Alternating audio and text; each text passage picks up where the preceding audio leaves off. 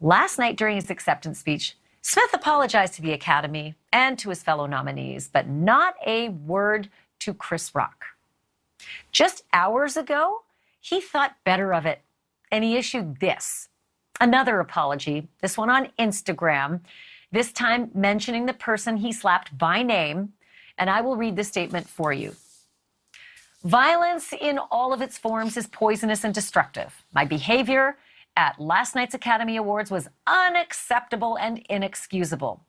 Jokes at my expense are a part of the job, but a joke about Jada's medical condition was too much for me to bear, and I reacted emotionally.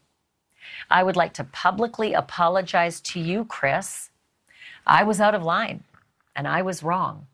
I'm embarrassed, and my actions were not indicative of the man I want to be. There is no place for violence in a world of love and kindness.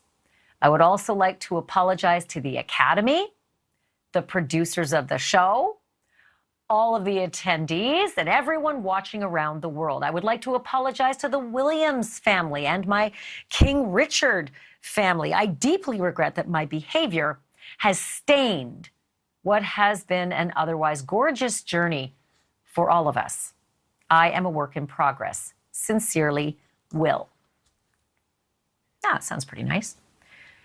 I have no idea if Will Smith actually wrote that, or if a smart publicist did, or maybe a studio head, because better heads have certainly prevailed today with the clarity of sobriety, a couple of hours, and some really roiling headlines.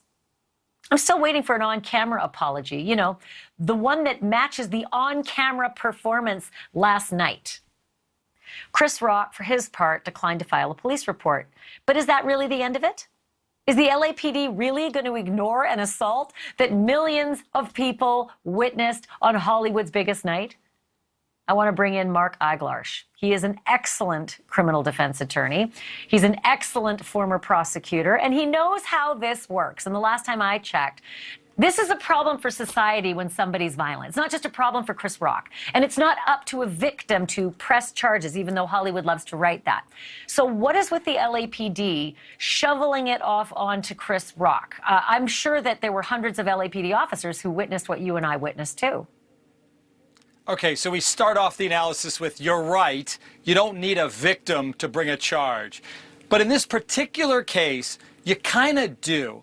Imagine if you bring charges against him, against Chris Rock's will. I mean, he doesn't want charges to be brought, but let's say they just did it anyway, which wouldn't happen normally. But then you have a trial, right?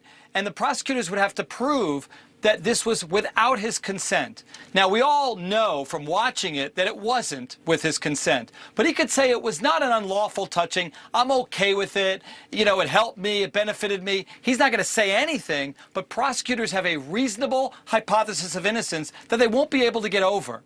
It's not like a battered woman who would have no reason at all to get a bloody nose and would cry hysterically. You know, it's not like that. And I just think it's a little different. Last night, Ashley, just so we're clear, I wanted him prosecuted. I woke up this morning disappointed that charges weren't brought.